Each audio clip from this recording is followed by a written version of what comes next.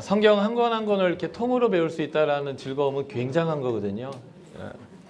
왜냐면 내가 지금부터 영원까지 살아나가는 그 삶을 어떻게 살아야 하고 어떻게 그 하나님하고 예수님하고 친하게 지내서 하나님 아는 자로서의 그 영생의 삶을 누릴 것인가라는 것을 이제 우리가 성경을 통해서 배우는 거잖아요. 그래서 설교는 강의 설교를 하시기도 하지만 사실은 부분적으로 들을 수밖에 없는, 남녀노소 누구에게나 알려야 되는 가장 핵심적인 진리들을 설명하다 보니까요. 성경 66권을 다 고르게 설교로 다루기는 굉장히 어렵습니다. 그래서 설교는 설교고 말씀의 공부도 말씀의 공부로 좀 더 함께 하는 것이 굉장히 필요한데, 성경 한 권 한 권 66권을 다 배울 수 있는 학교가 이 DBS라는 학교죠. 그래서 좋은 기회이니까요. 기회는 잡아야 하는 거죠. 이거 에베소서의 표현대로 때를 아껴라, 시간을 아껴라 하는 거예요. 야, 시간을 아낀다는 표현은 그냥 아껴 써라는 얘기가 아니라 구속하다라는 단어잖아요. 크로노스의 시간, 똑딱 똑딱 똑딱 똑딱 똑딱, 내가 아무것도 안 해도 그냥 흘러가는 시간, 그냥 놔둬버리면 그냥 사라지는 시간, 없어지는 그런 시간을 하나님의 의미가 있는 시간으로, 하나님의 구속의 시간으로 바꿔놓는 것은 우리가 선택하는 문제이거든요. 그래서 시간이 의미 있도록, 하나님의 구원이 일어나는 시간이 될 수 있도록 우리가 시간을 구속해야 합니다. 그래서 사실은 말씀의 공부가 열릴 때, 이렇게 말씀 한 권 한 권을 다 다루는 말씀 학교가 열릴 때 바쁘시겠죠. 당연히 바쁘시겠죠. 당연히 여러 가지 어려움이 있겠지만 하나님 앞에서 결정하시고 그 시간을 구속하는 일들을 하실 필요가 있겠습니다. 소리가 잘 들어가는지를 체크하기 위해서 제가 잔소리를 했습니다. 그래서 본론으로 들어가도록 하겠습니다. 자, 요한복음은 한 문장으로 얘기한다면 어떤 책이라고 했을까요? 영생이 있다라는 걸 알려주는 책이에요. 그 영생은 누구 안에 있을까요? 예수 그리스도 안에 있습니다. 예수 그리스도는 누군데요? 하나님 보내신 하나님의 아들입니다. 이것만 알면 요한복음은 다 한 거예요, 사실은. 아무리 뭐 일이 엎치고 덜이 엎치고도 결국 그 얘기를 하려고 이렇게 21장까지 길게 한 책이니까 말이죠. 그래서 요한복음은 1장부터 12장은 예수가 하나님의 아들인 것을 그의 표적과 증언을 통해서 말해주는 거고요.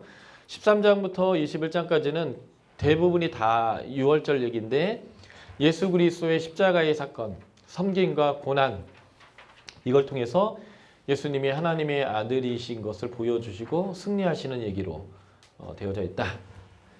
그래서 이 정도까지만 설명하면 다들 이제 오 많이 배웠다 이제 이렇게 할 거예요. 핵심 문장으로 한 문장으로 얘기하고 구조로 설명하고. 자, 그래서 1장부터 11장은 표적과 증언을 통해서 예수가 하나님의 아들이고 그리스도이심을 증명하는데요. 1장은 요한복음의 서론의 역할을 합니다. 예수가 누구인지를 증언하는데요. 하나님의 증언, 그리고 세례자 요한의 증언, 그리고 세례자 요한의 증언을 들었던 빌립이 또 만나서 안드레가 만나서 증언하고 베드로가 또 빌립이 또 나다나엘 이렇게 해가지고 예수가 누구인지를 계속 예수를 만난 사람들의 증언들이 연속되어지면서 예수가 누구인지를 설명하는 게 1장입니다. 1장에는 그러니까 예수가 누구인지에 대한 증언으로 가득 차 있죠. 그래서 1장의 전반부인 34절까지는 보통 신학에서는 18절까지를 서로 뭐 이렇게 얘기하는데요. 저는 그냥 이 34절까지를 하나의 문학적 패턴으로 봅니다. 예수가 누구이냐? 세례요한이 누구냐? 예수가 누구냐? 세례요한이 누구냐? 이것을 3번 반복하면서 예수가 누구인지를 설명하고요. 예수가 또 누구인지를 세례요한이 설명해요. 그래서 이 예수가 누구인지를 설명하는 내용들이 쭉 나오면서 예수에 대한 증언이 나오는 거고요. 그 다음부터는 예수를 만난 제자들의 증언으로 쭉 연결되는데 다 증언이에요. 어쨌든 그래서 이렇게 구조가 되어 있는데, 자세히 보면 1장 1절부터 5절은 예수가 누구인가? 태초에 말씀이 계시니라. 이 말씀이 하나님과 함께 계셨고 이 말씀이 하나님이다. 이 말씀이 세상을 창조했다. 그러니까 삼위일체 하나님이 세상을 창조하셨는데요. 하나님이 말씀하셔서 창조했고 하나님의 영은 수면 위에 운행하시면서 그 창조에 참여했는데, 이 요한복음을 봤더니 예수님도 그 창조에 참여하셨더라 얘기하시는 거죠. 그래서 태초에 계셨던 그 말씀, 하나님이 세상을 말씀을 창조하셨는데 그 말씀인데 그분이 지금 하나님이고 그분이 지금 창조주이고 그분 안에는 생명이 있다는 거예요. 그래서 지금 이 예수님이 그 창조주로서 다시 오셔서 다시 우리에게 그 생명을 주시는 창조를 하고 있다.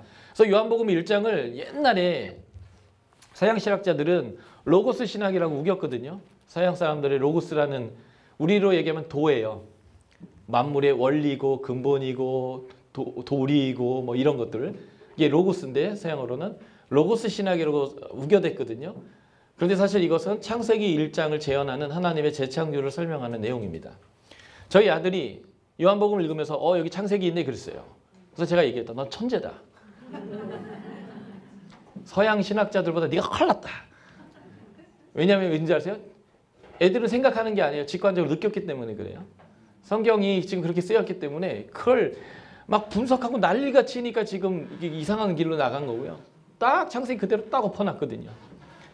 창세기 창조가 뭐라고 제가 말씀드렸어요? 하나님이 안식을 창조한 거라고요. 하나님 나라 만들었다고요. 지금 예수님이 그 하나님 나라를 거절한 인간을 향해서 다시 찾아오셔서 지금 그 하나님 나라를 만든다. 이 얘기를 지금 하고 있는 거예요. 아주 심플해요. 예수 그리스도는 우리에게 안식을 주려고 그 창조의 역사를 다시 쓰신다는 거죠. 그래서 생명이 그 안에 있는데 이분이 바로 사람들의 빛이다 라고 하는 거예요. 태초의 말씀이 첫 번째 하신 얘기 말씀이 뭐예요? 빛이 있으라. 그래서 보시면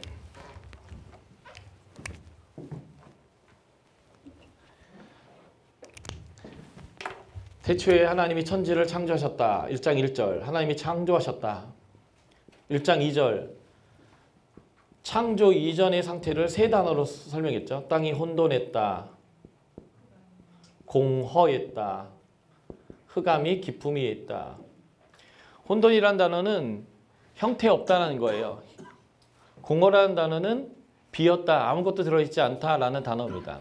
영어 성경은 아주 그냥 심플하게 그렇게 돼 있는데 너무 어려운 한자어를 우리 여기 번역하는데 갖다 붙여놨어요. 흑암은 말 그대로 깜깜한 거죠. 여기에 하나님이 말씀하기 시작했어요. 첫째 날 빛이 있어라. 그래서 빛과 어둠을 나누셨습니다. 예수님이 그 세상의 어둠 가운데 빛으로 오신 거예요. 그래서 어둠 가운데 비쳤더니 어둠이 깨닫지 못하더라. 자기 백성 비쳤더니 영접지 아니하더라. 그러나 영접하면 영접이라는 단어가 요한복음에서는 믿음이었죠. 영접하면 하나님의 자녀가 되더라. 권세가 있더라.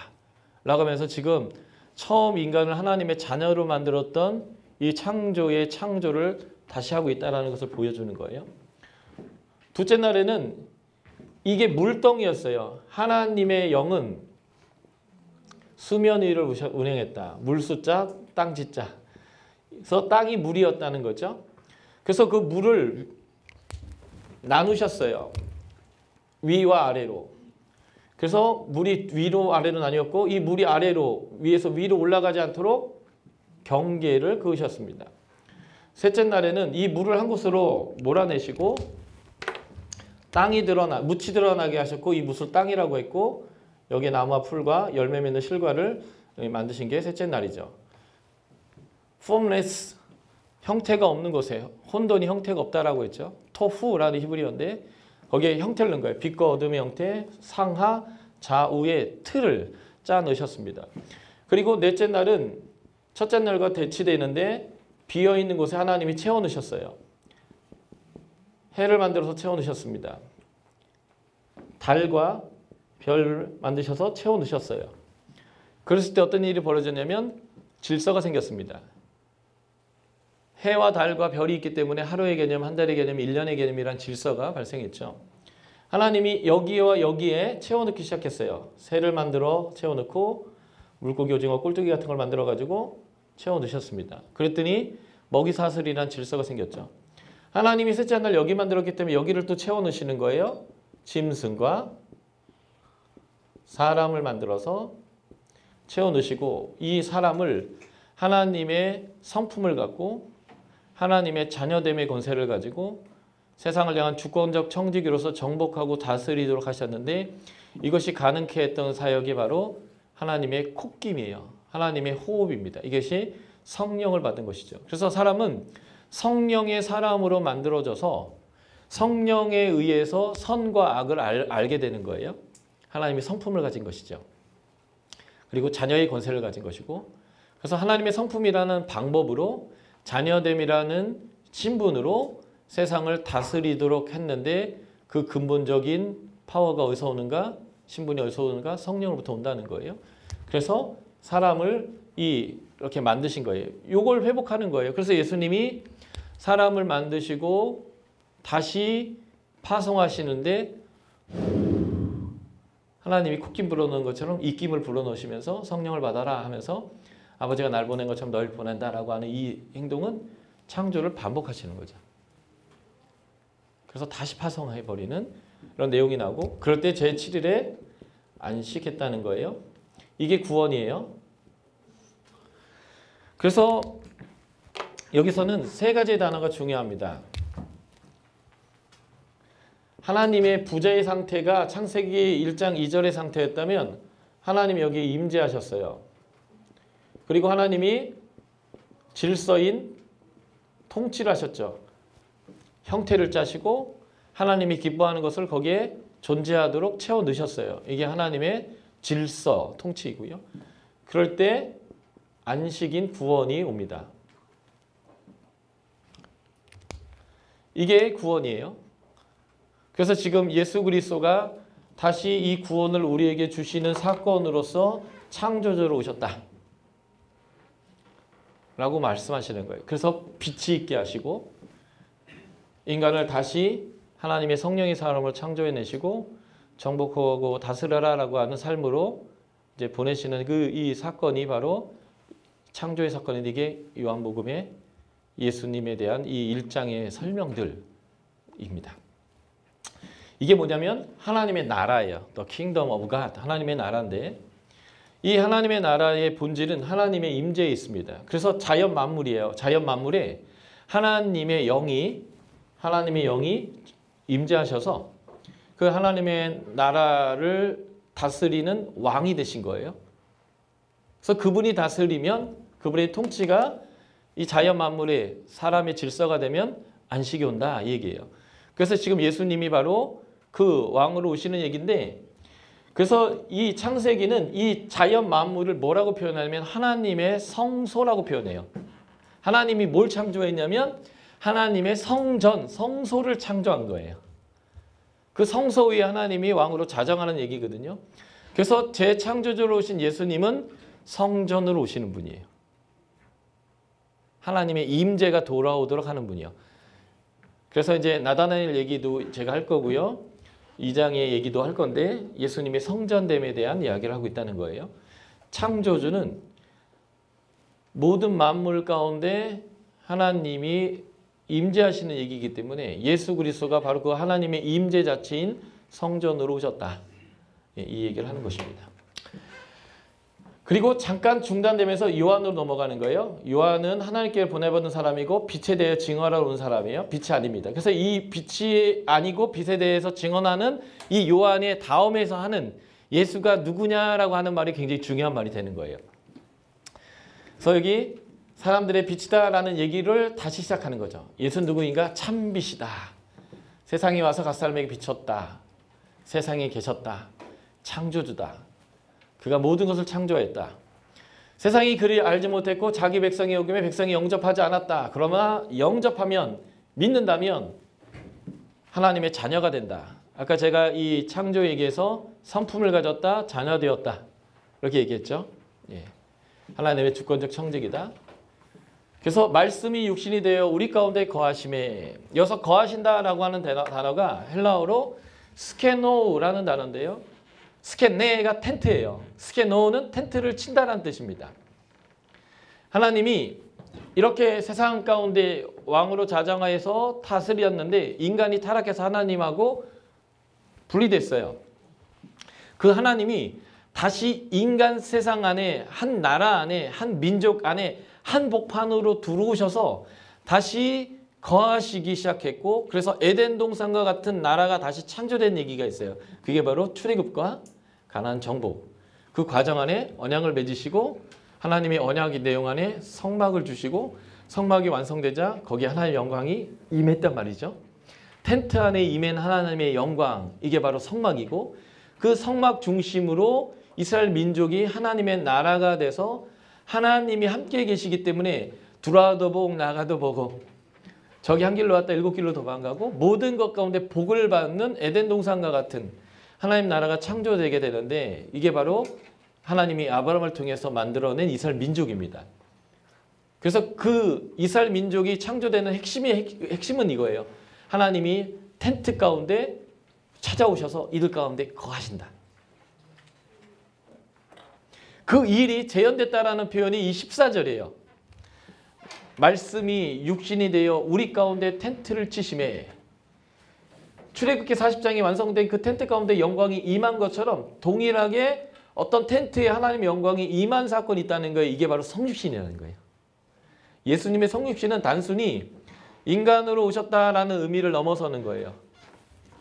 첫 창조에 하나님의 임재가 자연 만물 안에 충만했던 것처럼 우리 하나님의 백성 가운데 하나님이 다시 충만하게 임하는 첫 텐트인 성막과 같은 하나님의 임재가 돌아온 사건, 이게 성육신입니다.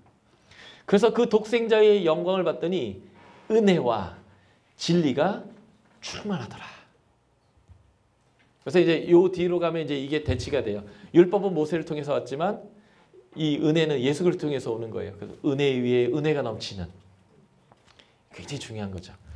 그래서 예수가 우리에게 생명을 주시는 거예요. 우리에게 오신 성전, 우리에게 오신 텐트인 성막. 그래서 요한복음 1장 14절은 굉장히 중요한 구절이 되죠. 스케노라는 이 단어는요, 신약에 딱 5번 등장하는데 모두 요한이 쓴 성경에만 등장합니다. 요한복음에 1번, 요한계시록에 4번. 그래서 새하늘과 새 땅에 대한 설명들이 이 요한계시록 중간중간에 나오는데 그 중간중간 표현해 보면 하나님이 우리 가운데 텐트가 되어 주셔서 뜨거움을 피하여 주시고 우리에게 생명수 샘물로 인도하시고 꿀을 먹여주시는 이 얘기를 할 때도 하나님이 우리의 텐트가 되어 주신다 할 때 사용되는 단어가 스케노라는 단어예요. 요한적 단어예요.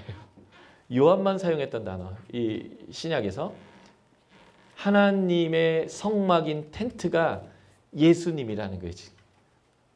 그래서 우리는 이미 성막을 공부하면서 요한 출애굽기에서 이게 예수 그리스도에 대한 예표다라는 건 이미 잘 알고 있잖아요. 그런데 그것이 정말 예수 그리스도에 대한 예표다라고 직접적으로 얘기하고 있는 책이 바로 이 요한복음이라는 거예요. 그래서 이 말씀이 하나님 그분이 육신이 되어 우리 가운데 텐트를 쳤다는 겁니다.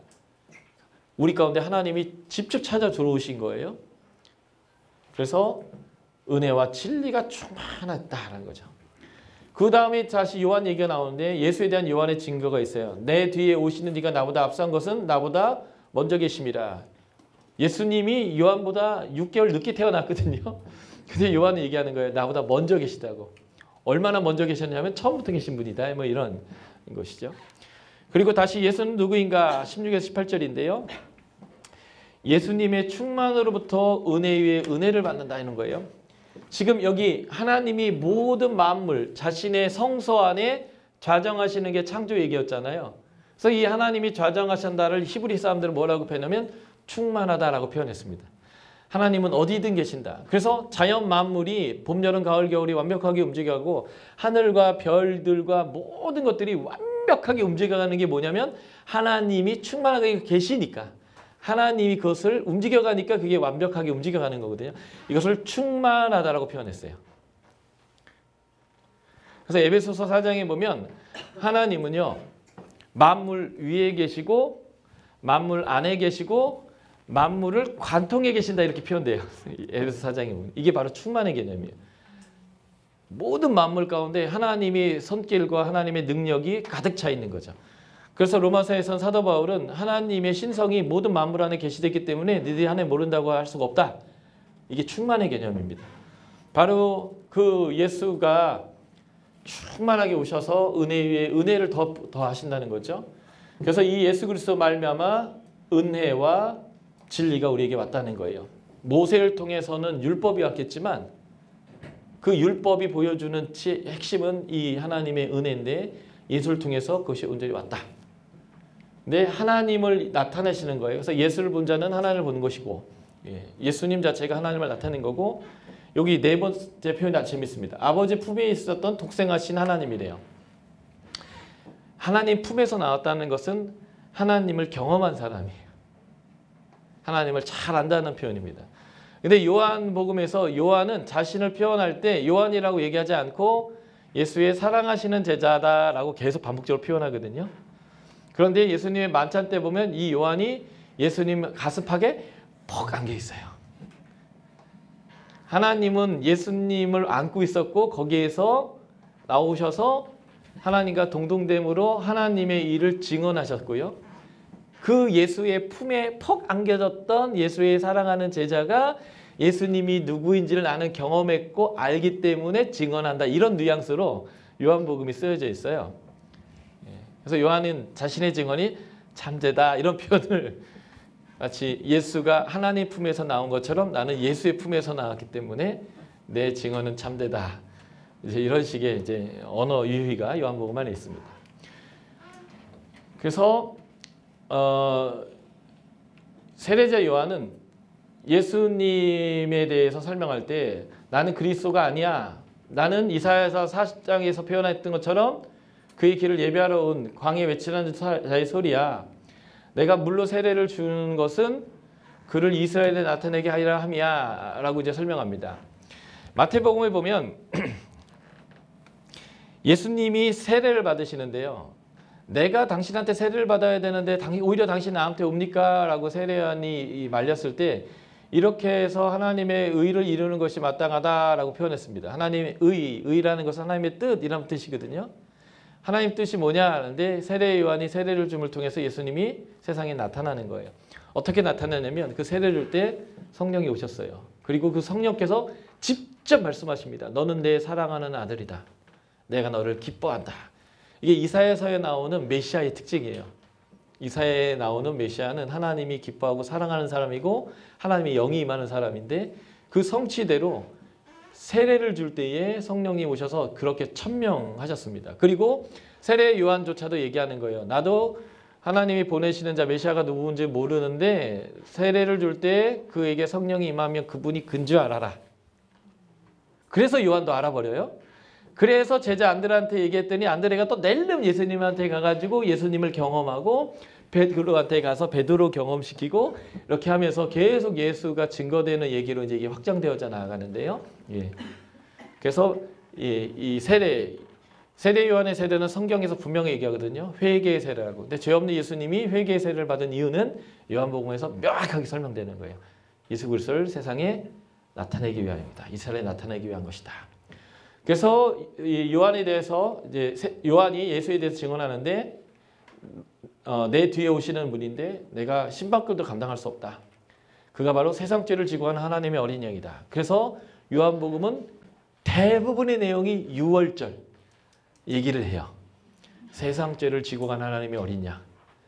그래서 이 백성이 하나님 백성 되게 할 뿐만 아니라 그 백성이 하나님의 창조 안에서 하나님의 임재 안으로 들어오는 이제 백성이 되는 얘기로 이제 연결되는 거죠. 근데 이분이 바로 성령으로 세례를 주시는 이이다. 하나님의 아들이다. 그래서 사람이 성령 하나님의 콧김을 받았을 때에 성품을 갖게 되고 자녀됨을 갖게 되고 주권적 청지기가 되는. 그래서 마지막에 20장에서 예수님이 부활하셔 나타나서 제자들에게 성령을 받아라. 이 얘기는 바로 이 창조를 하시는 얘기고 이 상징적 행동은 예수님이 이 땅에 40일 있다가 가신 다음 승천하신 10일 후인 55순절날 성령이 강림함을 통해서 이제 성취되게 되는데 어쨌든 그래서 지금 계속 이 반복되는 이 세 번의 교환 구조를 통해서 뭘 설명하고 있는가? 예수님이 창조주다. 그분이 우리에게 생명을 가지고 온다. 은혜를 가지고 온다. 진리를 가져온다. 그래서 첫 창조의 사람을 성령의 사람으로 만든 것처럼 우리에게 성령의 세례를 주시고 하나님의 나라를 우리에게 다시는 맡기는 분이다. 그래서 요한복음은 20장, 21장이 맡기는 얘기로 끝나요. 창조 얘기를 하는 거죠. 그래서 이 구원하시러 오시는 예수님은 6월절에 이스라엘 백성을 구원했던 그 하나님의 어린 양처럼 우리를 구원한다. 그래서 요한복음 전체는 2장, 6장, 13장부터 20장까지 유월절을 다루면서 이 구원의 의미들을 우리 안에 이제 보여주시고 있고요. 그 마가다락방에서의 그 다락방 강화라고 하는 그 강화가 있는 부분에서도 보면 그 성령 받은 자의 제자로서의 제자의 삶 가르치고 있고요. 그 다락방 강화가 끝나는 17장의 중보 기도에 보면 그 이 땅에서 예수가 하나님께 보내진 것처럼 이 보내진 자들이 지금 출교당하고 어려움당하고 이렇게 이를 일이 당연히 있을 일인데 하나님 앞에서 그들이 보존되기를 원하는 기도를 이렇게 해나가는 내용들은 다 이 얘기를 계속 반복하면서 소용돌이하면서 증명하는 형태의 내용이 됩니다. 제가 너무 막 펼쳤다 이렇게 좁혔다 해서 정신이 없으실 텐데, 그래서 요한복음을 좀 아시는 분은 다 알아들 테고 잘 모르시는 분은 잘 귀담아 들었다가 요한복음 읽어보면서 확인해 보세요. 그래서 예수는 말씀이고 창조주고 참빛으로서 은혜와 진리가 충만한 자로 우리 가운데 오셨다는 거예요. 어둠은 깨닫지 못하고 세상은 그를 알지 못하고 자기 백성은 영접하지 않지만, 이게 굉장히 중요한 거죠. 영접, 믿는 자, 아는 자, 순종하는 자는 하나님의 자녀가 되게 있다. 그러므로 지금 이 서론격의 이 부분은 뭘 얘기하냐면, 이분이 확실한 하나님이고 확실히 너희 가운데 이걸 가져왔으니까 어떻게 하라? 영접해라, 믿어라, 순종해라. 그러면 너희 가운데 영생이 있다. 그래서 요한복음 이 1장의 부분에서 얘기한 내용이요, 21장까지 계속 똑같이 얘기해요. 사건이 바뀌고 인물이 바뀌고 가르치는 어떤 내용들이 조금 표현이 바뀔 뿐, 이 서론의 얘기를 계속 소용돌이치면서 예수가 하나님의 아들이고 이들로부터 구원이 왔고 생명이 왔고 이분이 하나님의 아들이라는 걸 증명하는 사건, 표적, 그의 증언 얘기로 계속 반복하게 됩니다. 이 구원이라는 것은 혈통으로나 육정으로나 사람의 뜻으로 되지 않은 거예요. 이걸 나중에 3장에서 니고데모가 이해를 못하니까 예수님이 거기서 다시 설명하거든요. 그래서 육정이라는 것은 원어 자체는요, 육체의 뜻이에요. 육체의 뜻으로도 아니고 사람의 뜻으로도 아니고 DNA, 피로도 아니다. 이것은 완전히 물이 포도주 되는 것처럼 완전히 화학적인 변화가 이루어지는 건데, 이것을 거듭난다라고 표현하는 거예요. 요거에 대한 부연이 이제 3장의 니고데모의 얘기인데, 영접하면, 믿으면 이것이 하나님으로부터 나는 거예요. 엄마의 모태에서 나는 게 아니고 다시 들어가서 나는 것이 아니고 하나님으로부터 난다라는 거예요. 그게 3장으로 나가면 위로부터 났다, 거듭났다, 성령으로 났다, 이렇게 이제 표현되어지는 것인데, 예. 그래서 요한복음 전체에서의 구원은 바로 사람의 뜻도 아니고 육체의 뜻도 아니고 DNA도 아닌 하나님의 뜻에 의해서 나아지는 영생, 새로운 생명이다. 방법은 믿고 수용하면 된다 라고 하는 이 내용을 말하고 있습니다. 그래서 율법은 모세로부터 온 거지만 이게 이제 진전되는 거예요. 은혜와 진리는 예수 그리스도로 말미암아 왔다는 거예요. 그래서 하나님을 원래 본 사람은 아무도 없지만 하나님 품으로부터 온 예수님이 바로 그 하나님이고 하나님을 보여주기 때문에 너희가 하나님을 이제 보았다는 거예요. 그래서 요한이 예수를 보고 하나님의 아들이심을 증언하는 거죠. 성령이 그분 위에 임하시는 걸 보면서 하나님의 아들이다 깨달았거든요. 그래서 요한이 얘기하는 거예요. 이분은 성령으로 세례를 주시는 분이다. 이분을 통해서 우리에게 온전한 구원이 온다라는 것이 이제 증언되는 거죠.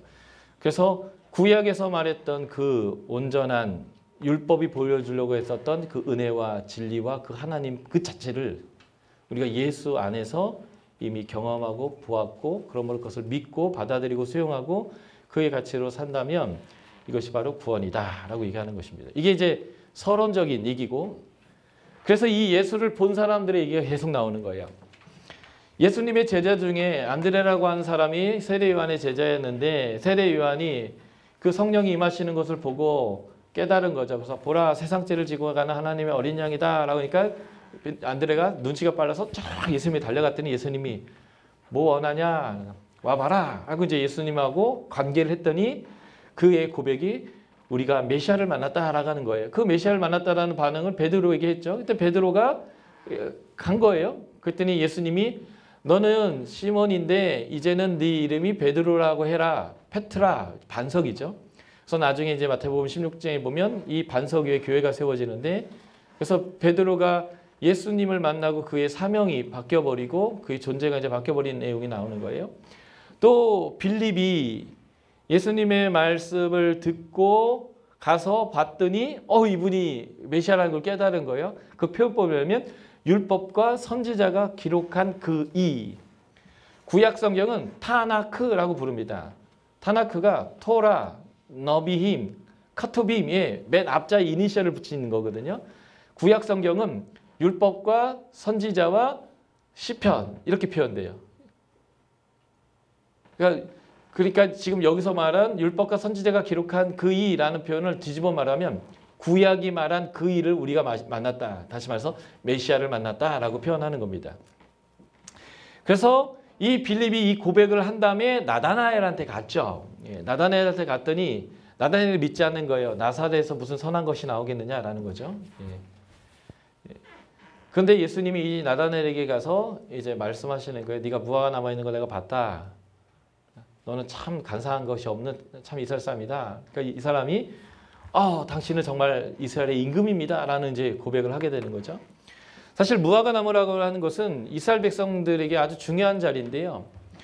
구약에 저주의 상황이 있어요. 그게 뭐냐면 네가 심은 걸 남이 먹고 네가 건축한 집을 수고하지도 않고 남이 살고 너와 약혼한 여자를 다른 놈이 동침하고 한다는 게 저주의 표현이거든요. 이걸 뒤집어 보면 복이 뭐냐면 내가 심은 거 내가 먹고 내가 지은 집에서 내가 살고 나와 약혼한 여인과 내가 행복한 가정을 꾸리는 거, 이게 이제 복이거든요.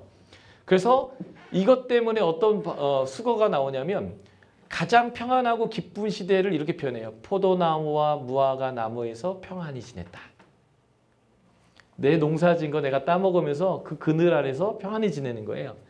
그래서 무화과는 이스라엘을 늘 상징했습니다. 그래서 하나님이 이스라엘을 버리고 성전을 버리는 것을 보여줄 때 무화과 나무가 뿌리채 말라버리는 것으로 표현되기도 하는데요. 그래서 이 무화과는 잎사귀가 굉장히 넓어요. 그래서 그늘을 제공합니다. 그래서 경건한 사람들이 말씀을 읽고 기도하는 자리가 바로 이 무화과의 자리예요. 그러니까 예수님이 네가 무화과 나무 아래 있다는 것을 보았다라는 말은 네가 참으로 경건한 사람이어서 하나님의 말씀을 연구하고 그 앞에서 하나님께 기도하고 하는 참된 경건한 사람이구나. 그래서 너는 간사한 게 없는 사람이야. 내가 너를 간파했어. 라고 얘기하니까 자신을 알아봐주는 예수님을 향해서 당신이 참 이스라엘의 임금입니다. 라고 하는 이제 고백이 나왔다는 것이죠. 예. 질문 하나 드릴까요? 네. 무화과 나무 아래가 말씀을 연구하는 가르치는 자리가 맞는데 예수님께서 이 말씀이 육신이 오셨잖아요. 제가 한번 그렇게 설교한 적이 있는데 제가 잘못 설교한 건지. 네, 말씀하십시오. 무화과 나무가 아래 있는 빌립을 예수님이 진짜 본 건지 아니면 무화과 나무 아래서 나다나엘이 말씀을 왔을 때 그 말씀을 통해 말씀이신 예수님이 나다나엘을 본 건지. 그냥 실제로 말씀을 보고 있는 나다나엘을 본 것으로 보는 게 무난하지 않나 싶습니다. 예, 제 생각은 그렇고요. 여기서 이제 굉장히 예수님이 재미있는 표현을 쓰시는데 나다나엘이 예수님에 대한 신앙을 고백하니까 뭘 이런 걸 가지고 그러냐 하면서 더 큰 것을 보겠다라고 얘기하는데 더 큰 것이 뭐냐면 인자, 예수님이죠. 인자 위에 사닥다리가 놓이고 천사가 오르락 내리락 하는 것을 볼 거다라고 얘기합니다. 이게 이제 창세기 28장에 나오는 베델의 사건인데요. 야곱이 형도 속이고 아버지도 속여서 축복을 받았지만 지금 상태가 저주 상태가 돼서 형이 이렇게 얘기하는 거죠. 아버지가 곡할 때가 가까웠으니 넌 좀 이따 죽었어. 아버지만 죽어봐. 죽었어. 이제 이런 상태가 되니까 이제 복 받으려고 거짓짓을 했는데 집에서 쫓겨나가지고 알거지가 돼가지고 목숨의 위협을 당하면서 이제 도망가는 그때에 피곤해가지고 돌베개 하나 베고 자고 있는데 하나님이 제 표현으로 싸가지 없는 것에게 나타나셔서 내가 너를 택했기 때문에 테로부터 택했기 때문에 내가 너 책임지겠어 라고 하는 하나님을 만나는 장소. 그래서 하나님의 집이란 뜻인데요. 베트가 집이고 엘이 하나님이어서 베델하면 하나님의 집이란 뜻이거든요. 그때 이 야곱이 온 게 사닥다리가 놓이고 천사가 오르락 내리락 하는 걸 봤는데 예수가 있고 그 위에 사닥들이 걸고 천사가 오르락내리락 한다. 이 표현은 예수가 베델이라는 거예요. 이걸 다르게 표현하면 베델은 하나님의 집이고 성전이란 뜻이죠. 그러니까 예수님이 성전 되는 것을 너희가 볼 것이다 라고 표현하는 거예요. 이게 뭘까요? 예수님의 십자가의 죽음을 통해서 성전이 무엇이 일어나는 장소냐면 속죄가 이루어지고, 속죄가 이루어지기 때문에 하나님하고 친하게 지낼 수 있고, 친하게 지내기 때문에 하나님의 복을 누릴 수 있고, 하나님의 나라 가운데 거할 수 있도록 하는 게 성전인데, 바로 이 예수님의 유월절의 어린 양으로서의 성전됨을 네가 볼 것이다. 그래서 요한복음에서는 영광이라는 단어와 문맥을 계속 연결시켜 보면 영광이라는 단어는 예수님의 십자가예요. 요한복음에서. 그래서 지금 내가 바로 그 성전으로 왔고, 내가 그 성전으로서 너희의 죄를 용서하고 너희가 하나님께로 나와서 하나님의 온전한 안식을 누리는 것을 네가 볼 거야. 단순히 지금 네가 어떤 경건한 사람이냐 알아봐는 정도의 그게 아니고, 네가 정말 더 큰 것을 볼 것인데, 그게 뭐냐면 너에게 생명 주고 영생 주고 하나님과의 친해가지고 영원히 살 수 있는 그 삶을 주는 성전된 예수 그리스도의 그것을 경험할 거야 라고 이야기하는 내용으로 이 1장이 끝나게 됩니다. 그래서 베델, 성전 되신 예수님, 이것이 이제 창세기 28장을 가지고 우리가 해석해야 되는 부분이죠.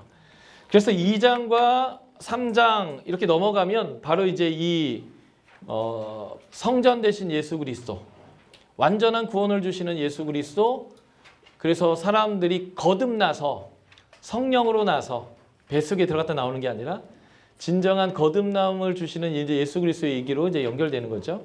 그래서 2장부터 4장까지는 성전과 생수 되신 예수 그리스도에 대해서 얘기하는데, 2장은 두 가지 얘기로 진행됐다고 제가 말씀드렸죠. 1절부터 12절은 가나온인 잔치, 그리고 2장 13절부터 25절은 유월절 때 예수님이 예루살렘에 가셔서 난장을 피신 사건이죠.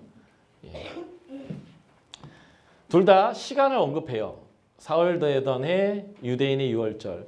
이 사흘 되던 해, 요한복음은 이튿날 하다 사흘 되던 날 이렇게 표현하는데 나흘이거든요. 이튿날 그 다음에. 근데 사흘 되던 날 이렇게 표현해요. 뭘까? 예수님이 죽으셨다 며칠 만에 부활하셨을까요? 예, 그런 의미가 있어요. 그래서 이건 이방 땅이고 여기 예루살렘인데요. 요한복음에서는요, 이방 땅은 기적이 일어나고 믿음이 있고 막 그래요. 그 왕의 관원도 예수님이 낫다 하면 그냥 믿고 가고요.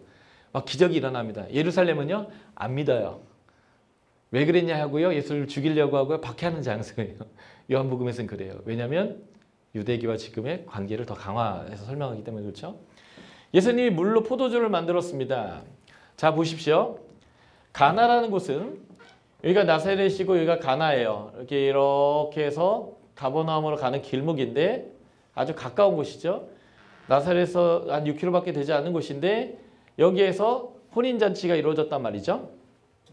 그때에 예수님이 물을 포도주로 만들었는데 이 물이 어떤 물이냐가 굉장히 중요한 물이에요. 뭐냐면 정결례의 물이에요. 정결례란 뭐냐면 유대인들은 거룩해지고 싶었는데 거룩해지려면 일단은 정결해야 돼요.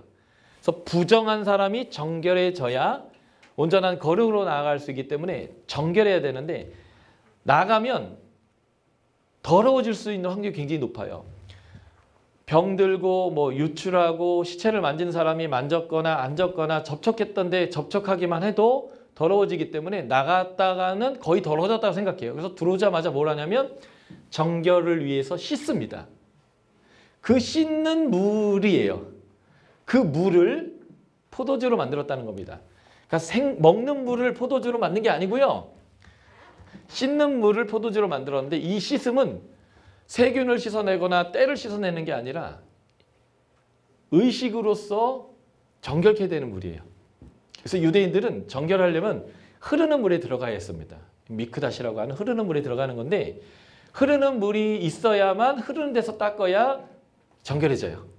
그래서 흐르는 물이 없을 때는 어떻게 하냐면 이렇게 빡빡 씻는 게 아니라 이렇게 물을 떠서 이렇게 흘려보내요. 그래야 정결해져요. 고인 물에는 의미가 없어요. 그렇게 쓰려고 하는 물이 바로 이 물인 거죠. 그렇기 때문에요. 요게 이제 서양 사람들이 그린 그림인데 레이기법에 의하면 부정한 것이 접촉됐을 때 이런 질그릇은 다 깨야 됩니다. 그러니까 서양 사람들은 자기네 상상력을 가지고 이렇게 그려놨어요. 이렇게 되면 이 정결례 물은 더러운 사람이 씻으려고 하는 거기 때문에 접촉하거든요. 일회용이에요. 일회용. 쓰고 깨고 쓰고 깨고 쓰고 깨고. 그러니까 사실 여러분들이 가나 혼인잔치 교회 기념교회 가면 이게 이제 제가 직접 찍은 사진인데 가나 기념교회 가면 이게 돌로 된 이 항아리예요. 이래야 이제 일회용이 아니라 깨지 않고 계속 쓸 수 있는 거죠.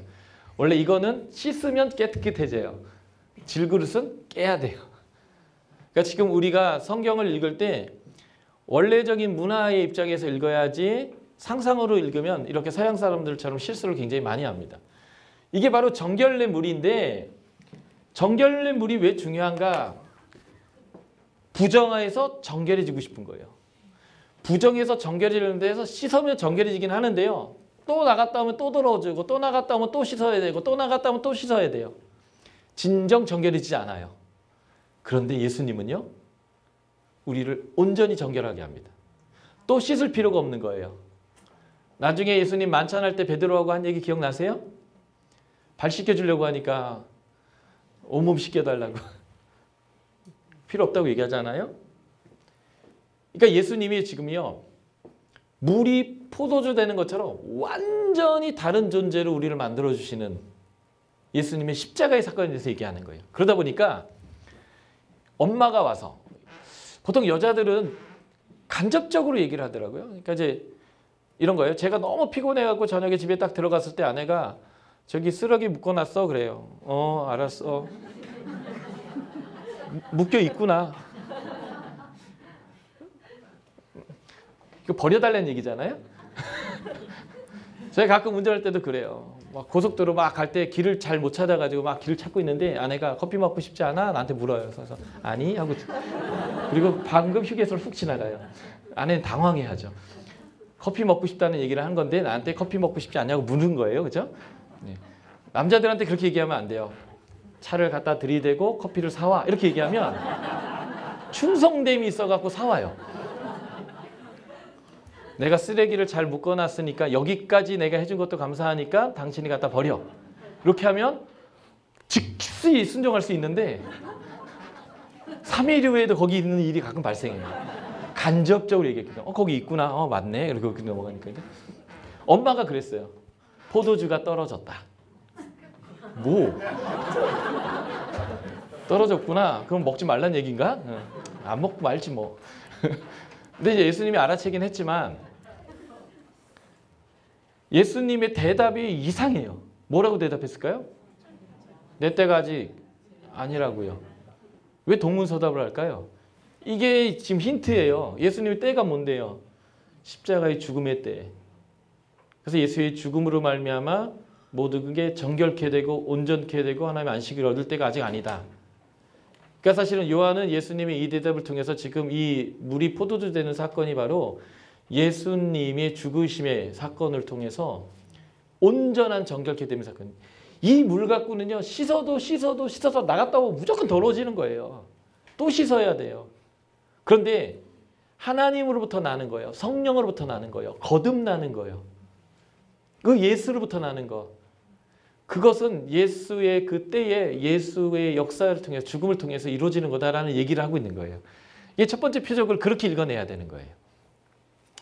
두 번째, 예수님이 이 물을 포도주로 만드는 사건과 이 6월절에 성전에 가고 성전을 뒤집어 엎는 난장을 치시는 얘기를 요한은 일부러 붙여놨는데 같은 얘기를 두 번 반복하는 거예요. 그래서 사람이 성전에서 장사를 하고 성전에서 별일을 다 하는데 뭐가 문제냐면요. 이게 성전이에요. 성전은요.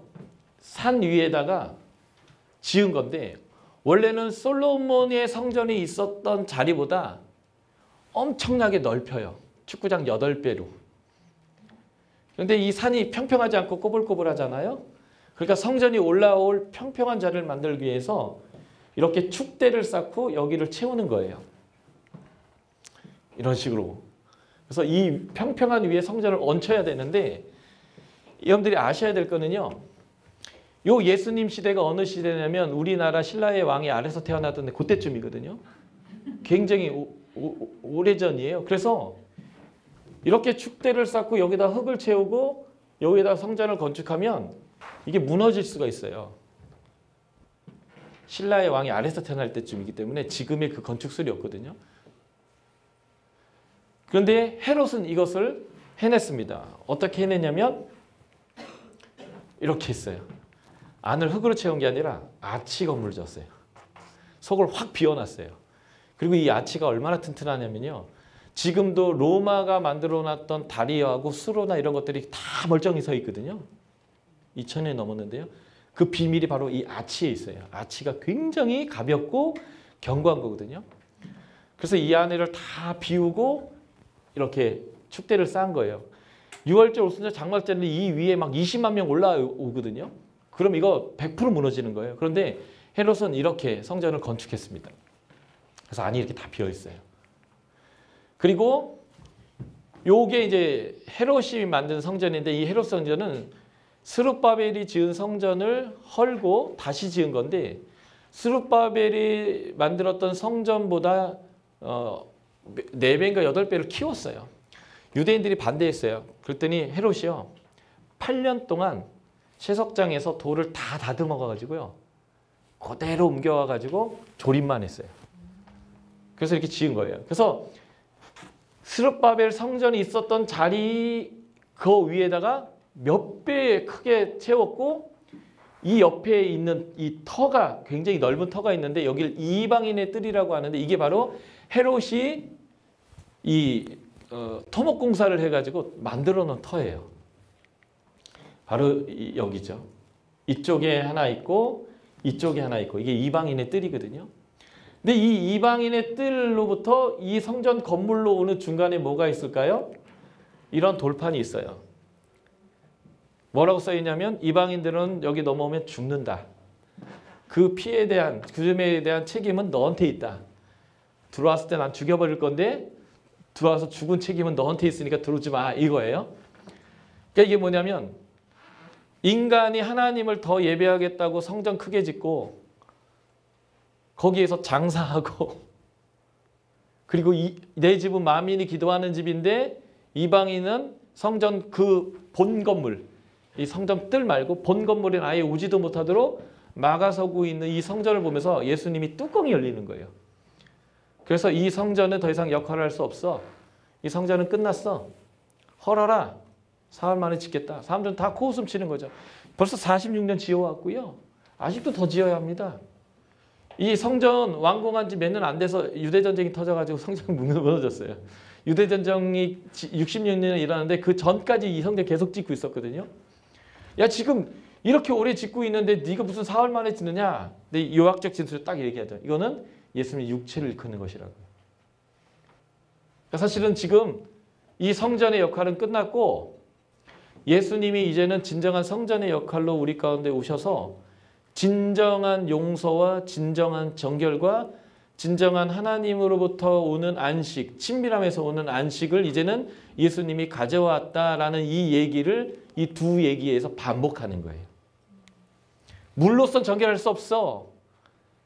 그 정결의 물이 포도주 되듯이 완전한 변화가 이루어져서 완전한 하나님 앞에서의 용서와 완전한 화해와 온전한 정결이 일어날 거야. 예수를 통해서.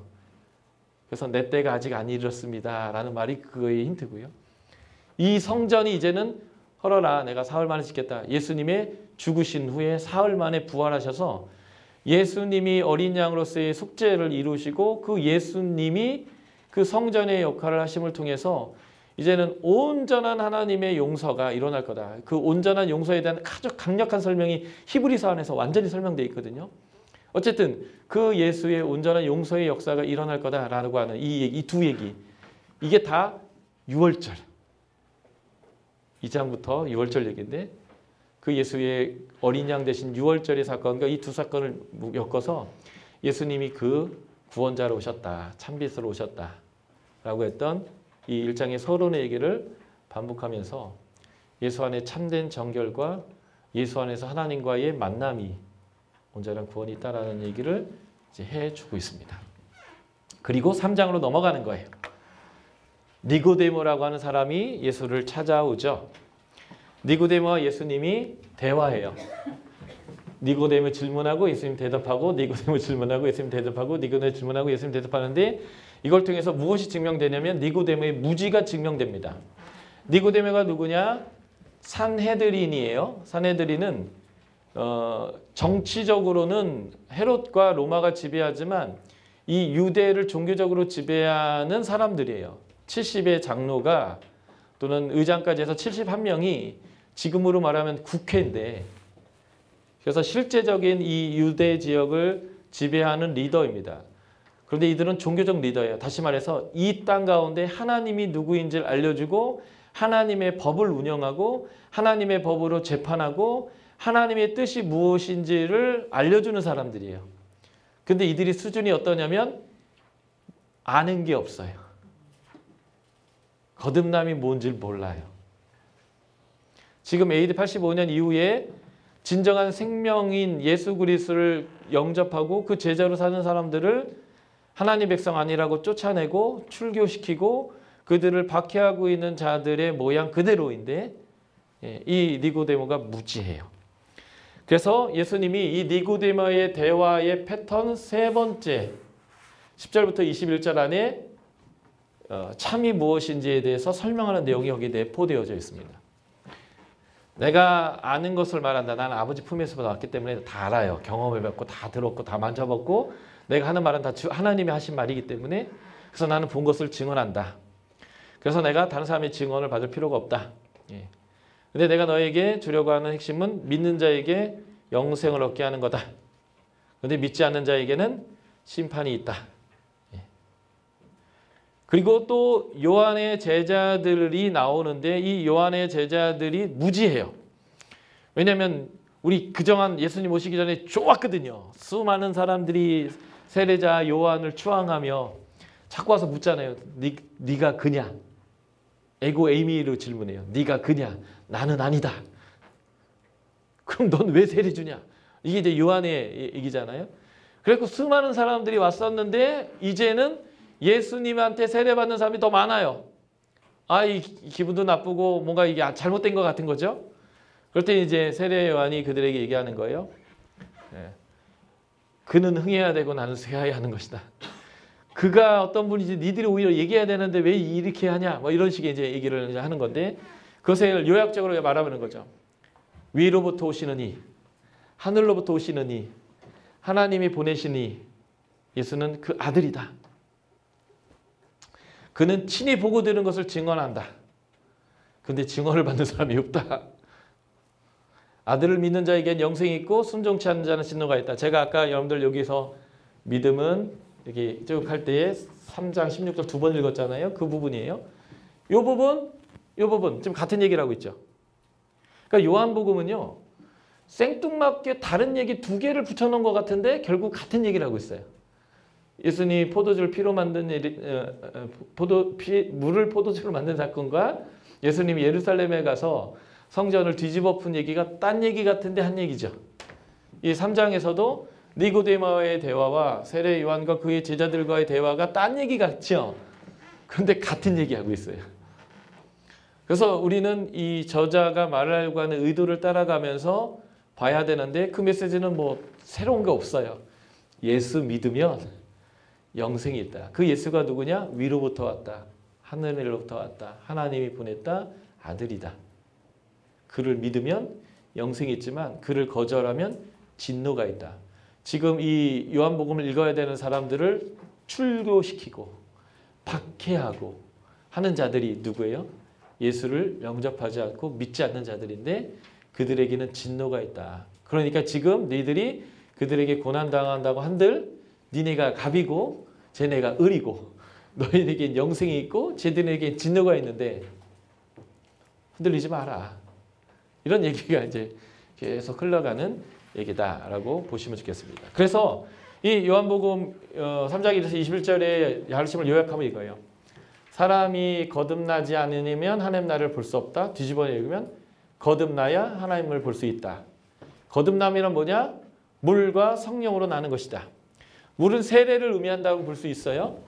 세례는 뭐냐면 예수가 죽은 것처럼 옛사람이 죽고 예수가 부활한 것처럼 하나님에 대하여 산자로 살아서 하나님의 의의 병기로 살아가는 삶. 이게 이제 물, 세례가 의미하는 건데 이 진정한 세례가 언제 일어나는가? 진정한 새 사람이 언제 되는가? 성령으로. 그래서 물, 성령을 대꾸로 그냥 써는 거예요. 그래서 우리가 세례 받는다라는 예식 자체가 의미하는 바는 성령으로 새 사람 되고 거듭났다라는 의미예요. 그러니까 그냥 교회 출석 안 빠지고 좀 한 6개월 정도 해주시고 헌금도 좀 내주시고 그러면 이 사람은 교회 오래 다닐 만하다라고 세례를 주는 게 아니고요. 거듭났구나. 완전 새 사람이구나. 옛사람의 가치를 버리고 새 사람으로 살기로 이 사람이 결정하고 그 새 사람의 삶을 살아나가는구나. 성령을 경험했구나 하는 사람들이 받는 게 세례그죠. 사실은. 한국교회가 문제가 거기에 있어요. 교회 좀만 다니면 다 세례를 준다는 거예요. 그리고 좀만 더 다니면 집사가 된다는 거죠. 제 표현으로 개나 소나 다 집사가 되면서 뭔가 문제가 있는 거예요. 물론 목회적으로나 많은 부분에 있어서 이 사람들을 더 이렇게 하는 면에서는 많은 분들 격려해야 되고 뭔가 이렇게 해야 될 부분이 있지만 저는 세례만큼은 성령으로 거듭났다라고 하는 이것만큼은 그냥 주는 것은 아니라고 생각이 들어요. 진정한 성령의 체험과 거듭남의 증거가 있는 자들이 세례 받아야 합니다. 그리스도인의 출석교인의 숫자가 줄어도 그게 진짜 교인이다라고 생각하는 거죠. 왜냐하면 성경은 그렇게 얘기하고 있는 거기 때문에 그래요. 거듭났다, 물과 성령으로 났다. 하나님을 본다, 하나님 나라에 들어간다. 거듭났다, 물과 성령으로 났다가 믿는다. 이게 영생이에요. 믿지 않으면 심판을 받고요. 믿으면 심판을 받지 않습니다. 그래서 거듭나고 물과 성령으로 나고 믿는다의 다른 표현이 뭐예요? 진리를 따른다. 아까 저희가 순종이라는 단어를 썼죠. 저는 순종이라는 단어보다는 따름이라는 단어를 훨씬 더 좋아해요. 따른다. 사실 부모가 굉장히 기분 좋을 때가 언제냐면요. 자녀에게 주옥과 같은 가르침을 주는데 이걸 이제 아이들은 잔소리라고 표현하죠. 주옥 같은 가르침을 줬을 때 아이들이 이게 자신들을 위한 것이고 자신들에게 참 좋은 거다라는 걸 알아서 그것을 귀담아 듣고 따를 때 너무 행복해요. 왜냐면 내 말을 얘가 들어줘서 행복하기보다 내가 얘에게 이 말을 한 이유가 얘가 가장 행복했으면 좋겠어서 내 아들, 딸이 너무너무 행복했으면 좋겠어서 가장 행복할 수 있는 방법을 내가 이 아이에게 가르쳐줬는데 그래서 한 귀로 듣고 한 귀로 버리지 않고 그것이 참 행복의 길이다라는 것을 얘가 알아서 그것을 따를 때 내가 행복한 거예요. 내가 그 혜택을 입은 게 아닌데 걔가 그걸 따라서 걔가 혜택을 입는 건데 내가 행복한 거. 이게 하나님 마음인 것 같아요. 제가 애들을 키워보면서 이게 하나님 마음이겠구나라는 거예요. 그냥 애들이 내 권위에 복종하고 시키면 시키는데 하는 게 즐거운 게 아니라 옳은 것을 가르쳐줬는데 그 옳은 것을 선택해서 그 옳은 것 때문에 그 아이가 그것을 행복함을 누릴 수 있는 방법을 살아내는 그것 보면서 행복하더라고요. 근데 이제 그거예요. 그래서 믿음은 따름이에요. 믿음은 순종입니다. 믿음은 하나님의 가치를 내 가치로 수용하는 거예요. 예수가 나를 위해서 죽어서 내가 구원 얻었다 이런 지식을 습득하는 게 아니고요. 그거를 넘어서서 그 구원이 무엇인지를 알고 그 구원을 지금부터 마음껏 누리는 삶을 구원이라고 표현하는 거예요. 영생이라고 표현하는 건데 그 얘기를 여기서 하고 있습니다. 계속해요. 요한은 이 얘기를. 그래서 제가 처음에 이 얘기부터 깔고 들어간 건데요. 그래서 제가 이렇게 자꾸 잔소리를 하다가 옆길을 세서 21절까지 못 가도 결국 그 얘기다 믿으시면 돼요. 다 하려고 노력하겠지만 그래서 믿는다, 진리를 따른다, 거듭났다, 성령으로 났다. 얘기입니다. 그래서 아까 니고데모와 요한과의 얘기가 같은 얘기라는 것을 증명하는 표예요. 다 무지하고 이 안에 보면 예수가 누구인가? 민수기에서 이스라엘 백성이 불평해서 하나님 불뱀 물게 했는데 살려주려면 약을 줘야 되는데 노뱀 하나 걸고 보라고 하는 거죠. 말도 안 되는 걸 요구하신 거예요. 말도 안 돼도 하나님이 그렇다면 그런 거거든요. 그래서 그냥 보는 거예요. 그러면서 하는 것처럼 예수 그리스도가 나를 위해서 죽었다는데 그게 왜 내게 구원이 되는가? 말도 안 되는 거 같잖아요. 중간에 뭔가 이렇게 작용이 없는 것 같잖아요. 중요한 것은 창조자 하나님이고 세상 주인인 하나님이 그렇다고 원칙을 세웠으면 그게 원칙이 되는 거거든요. 예, 그거와 같다라고 이제 표현하는 거죠. 그리고 예수는 흥해야 된다. 예수에 대한 거죠. 예수의 증언은 참되다. 왜냐하면 보고 듣고 직접 경험한 것을 말하기 때문이다. 그런데 너희는 거절한다. 그런데 믿는 자마다 아들을 믿는 자에게 영생이 있다. 믿지 않으면 심판이 있다. 믿음은 진리를 따르는 것이고 순종하는 것이고 증언을 받는 거다. 이 두 얘기를 하고 있다. 이제 것이죠. 자, 오늘 4장까지만 할까요? 이제 4장을 넘어갑니다. 예수님이 사마리아 여인과 이제 만나게 되는데요. 1장부터 8장은 예수님이 이제 사마리아 여인과 만나는 이제 세팅에 대한 서론적 얘기고 9절부터 26절은 니고데모와 대화하듯이 예수님이 여자와 또 대화를 해요. 이 요한복음에 대화가 참 많이 나오거든요. 예, 소크라테스가 너 자신을 알라라고 하는 진리에 직면하기 위해서 대화법을 사용했는데 예수님이 이 대화법을 사용하세요. 그래서 예수님은 늘 동문서답합니다. 질문에 대해서 대답하는 듯하지만 딴 대답을 하시면서 자기가 하고 싶은 얘기를 하세요. 마치 우리 부모님들 같아요. 그런데 우리 부모님들이 얘기하네 버릴 게 하나도 없어요. 동문서답을 하는데 말이죠.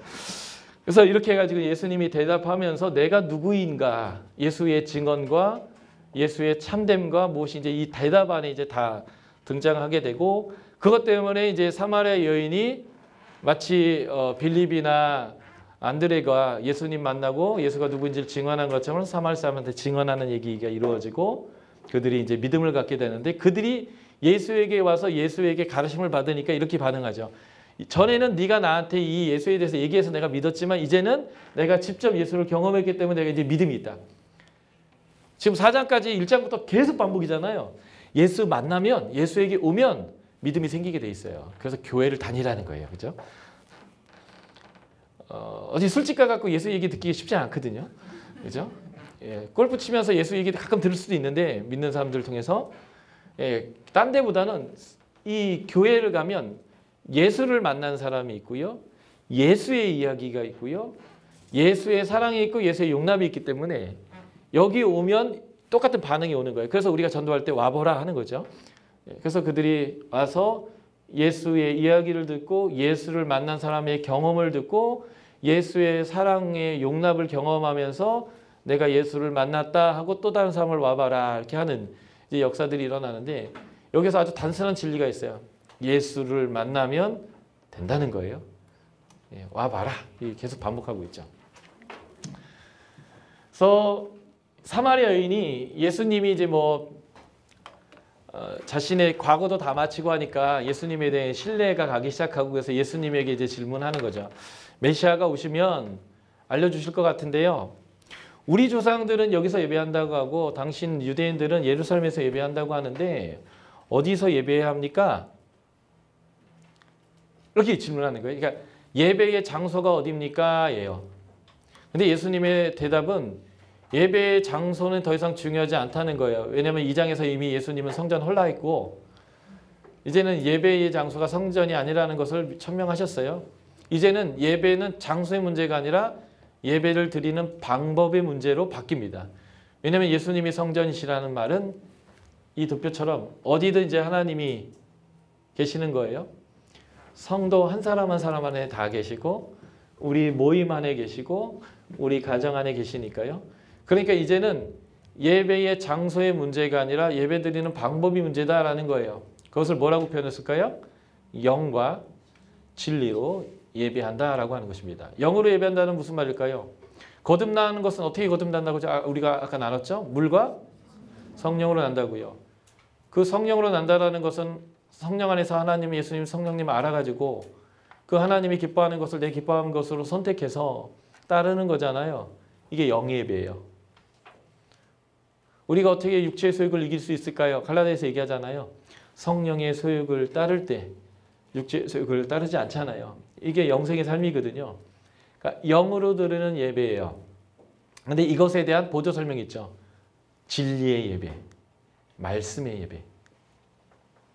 하나님의 말씀에 따라 사는 예배, 영으로 사는 예배 같은 얘기예요.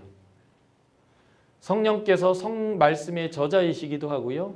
성령께서 지혜와 계시의 영으로 우리 가운데 오시고 우리의 마음의 눈을 밝혀주셔서 하나님의 말씀을 알게 하실 거고요. 성령이 우리에게 능력이 되어주셔서 쫓음과 따름을 할 수 있게 하실 거예요.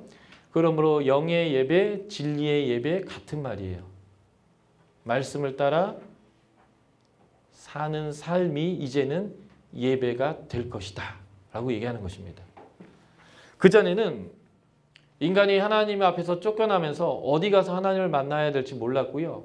어떻게 하나님을 예배하는지를 모르기 때문에 하나님이 백보양보해서 그러면 여기 와서 나와 만나자라고 성막을 주셨어요. 그리고 하나님에게 나아갈 수 없는 인간의 죄, 불의함, 부정함 이 문제를 해결할 수 있도록 하나님이 제정하신 절차가 있었어요. 제사법. 그 제사법을 운영하는 제사장 제도가 있었어요.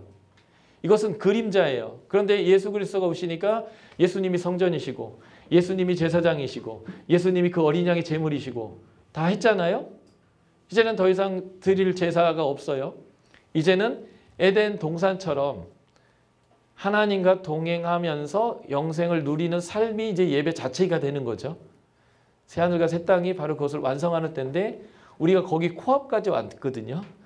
그래서 다시는 그 제의적인 예배보다는 삶의 예배로 더 나아가야 돼요. 그런데 여전히 예수를 만난 지 얼마 안 됐고 예수를 잘 모르고 예수의 가치가 뭔지 모르고 예수를 따르는 삶이 훈련되지 않은 사람들을 위해서 여전히 우리는 예배의 시간과 공동체적인 제의와 모임에 계속 갖는 거예요. 그렇지만 그게 타겟이 아니고 그것을 통해서 예수를 더 알고 예수를 더 배우고 예수의 가치가 무엇인지 이해하고 그것을 살아내는 따름의 삶이 이제는 하나님이 받으시고자 하는 예배라는 거예요.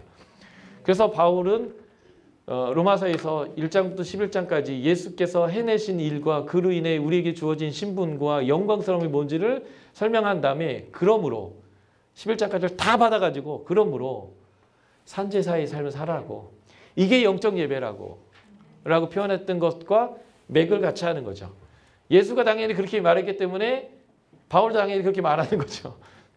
그래서 이제는 더 이상 예배의 장소의 문제거나 예배 드리는 방식의 문제가 아니라 예수를 따르는 그 삶 자체가 하나님께 예배가 되는 삶이 중요하고 그래서 그런 예배자를 하나님은 찾으신다라고 얘기하는 내용이 지금 이 4장에서 우리가 봐야 되는 가장 핵심적인 내용이겠다라는 것입니다.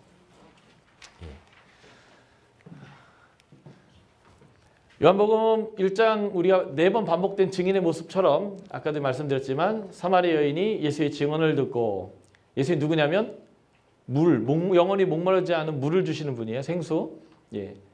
그래서 예수가 주시는 물을 맞으면 이 생수가 솟아나가지고 더 이상 목마르지 않을 거예요. 이게 뭘 뜻할까요? 성령님을 뜻하는 거죠.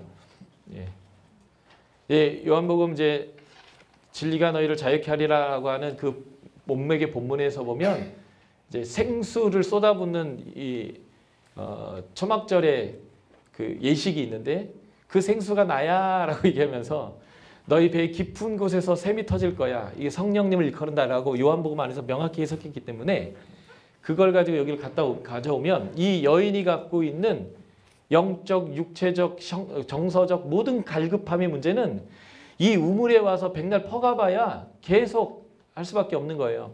육체적 가람은 어느 정도 해소할 수 있을지 모르지만 이미 5번의 남자를 갈아치웠거나 아니면 버려졌는지는 모르지만 그 여인의 그 정서적인 영적인 공고함을 해결할 수 있는 유일한 방법은 하늘로부터 나는 거, 거듭나는 거, 위로부터 나는 거, 성령으로 나는 것으로 해결될 수밖에 없어요.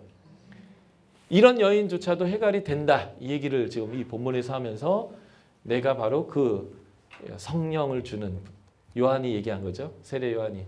예수는 물과 성령으로 세례해 주시는 분이다. 그래서 그 영원한 그 가람들을 해소하시는 예수다라고 얘기하고 그러니까 이제 이 여인이 깨달은 거죠. 보라, 이는 그리스도가 아니냐. 그래서 이 반응 때문에 사마리아 사람들이 믿게 되고 이제는 그들이 직접 예수를 경험함을 통해서 그가 참으로 세상의 구주이신 줄을 우리가 이제 알았다라고 이제 표현하는, 예수를 만난다면 된다는 거예요. 이제 좀 땡겨 말하면 예수님이 20장에서 우리를 보내시잖아요. 호하시고 성령 받아라 하고 아버지가 나를 보는 것처럼 너를 보낸다라고 하는 말은 우리가 성전이란 얘기거든요. 그래서 예수를 만나면 영생을 갖게 되는 것과 우리를 만나면 영생을 갖게 된다는 말과 같은 말이 돼요. 그래서 교회로 와야 되는 거예요. 믿지 않는 자들이.